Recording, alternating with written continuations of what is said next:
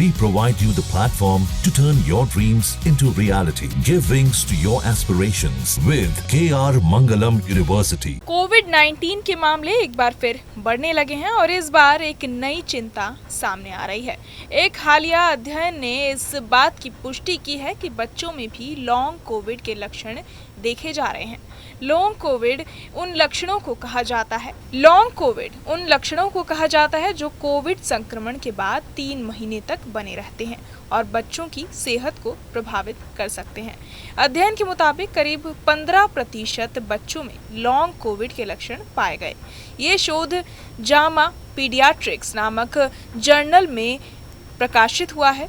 इसमें मार्च 2022 से जुलाई 2024 तक 472 शिशुओं और 539 प्री स्कूल आयु वर्ग के बच्चों पर नजर रखी गई। नतीजे चौंकाने वाले थे। 2 साल से छोटे बच्चों में 14% और 3 से 5 साल के बच्चों में 15% में लॉन्ग कोविड के लक्षण थे। दिलचस्प बात यह है कि शिशुओं और प्री स्कूल बच्चों में लॉन्ग कोविड के लक्षण अलग अलग नजर आए। 2 साल से छोटे बच्चों में नींद न आना, चिड़चिड़ापन, भूख न लगना, नाक बंद रहना और खांसी जैसे लक्षण थे। वहीं 3 से 5 साल के बच्चों में सूखी खांसी और दिन में थकान या कम ऊर्जा होना आम बात थी। शोध के अनुसार प्री स्कूल बच्चों में से 74% ने सूखी खांसी की शिकायत की। बड़े बच्चों और किशोरों में लॉन्ग कोविड के लक्षण अलग होते हैं। स्कूल जाने वाले बच्चों में ध्यान केंद्रित करने में परेशानी, सोने में दिक्कत और चक्कर आना जैसे लक्षण दिखते हैं। कुछ बच्चों को पीठ या गर्दन में दर्द, सिर दर्द, पेट दर्द या उल्टी भी होती है। इसके अलावा व्यवहार में बदलाव भी देखने को मिलते हैं। एक अहम बात ये भी सामने आई कि छोटे बच्चों में लक्षण खुद नहीं बताए जा सकते।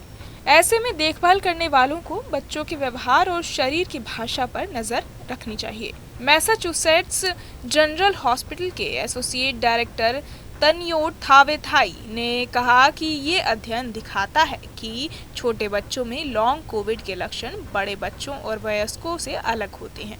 उन्होंने चेतावनी दी कि इन बच्चों का स्वास्थ्य प्रभावित होता है, जीवन की गुणवत्ता कम होती है और विकास में देरी हो सकती है। इसके साथ ही उन्होंने छोटे बच्चों पर कोविड के असर को समझने के लिए अधिक शोध करने की जरूरत बताई। कुल मिलाकर यह अध्ययन इस बात को उजागर करता है कि कोविड-19 संक्रमण के बाद छोटे बच्चों को भी लॉन्ग कोविड से बचाने और उनकी सेहत का खास ध्यान रखने की जरूरत है। माता पिता और देखभाल करने वालों को बच्चों में किसी भी असामान्य लक्षण को नजरअंदाज नहीं करना चाहिए और जरूरत पड़ने पर डॉक्टर से सलाह जरूर लेनी चाहिए। वहीं विश्व स्वास्थ्य संगठन WHO ने हाल ही में कोविड-19 को लेकर गंभीर चिंता जाहिर की है। WHO ने बताया कि फरवरी 2025 के मध्य से दुनिया भर में SARS-CoV-2 वायरस की गतिविधि में फिर से इजाफा हो रहा है। ये संकेत इस बात की ओर इशारा कर रहे हैं कि संक्रमण का दायरा फिर से बढ़ रहा है और लोगों को सतर्क रहने की जरूरत है।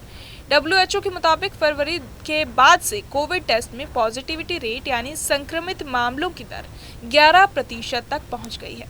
ये आंकड़ा जुलाई 2024 के बाद सबसे ज्यादा है, जो इस बात का संकेत है कि संक्रमण की रफ्तार तेज हो रही है। ऐसे में कोविड की जांच और निगरानी को और मजबूत करने की सख्त जरूरत है। सबसे अहम बात यह है कि WHO ने यह भी बताया कि ये बढ़ोतरी दुनिया के कुछ खास इलाकों में ज्यादा देखी जा रही है।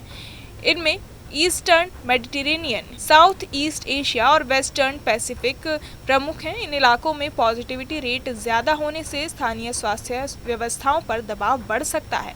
इस नई लहर को देखते हुए लोगों को फिर से कोविड से जुड़े एहतियात बरतने की जरूरत है। मास्क पहनना, हाथ धोना, भीड़-भाड़ से बचना और लक्षण दिखने पर तुरंत जांच कराना, ये सभी कदम संक्रमण को काबू में रखने में मदद कर सकते हैं। साथ ही ये याद रखना भी जरूरी है कि संक्रमण से निपटने के लिए वैक्सीन और बूस्टर डोज की अहमियत बनी हुई है।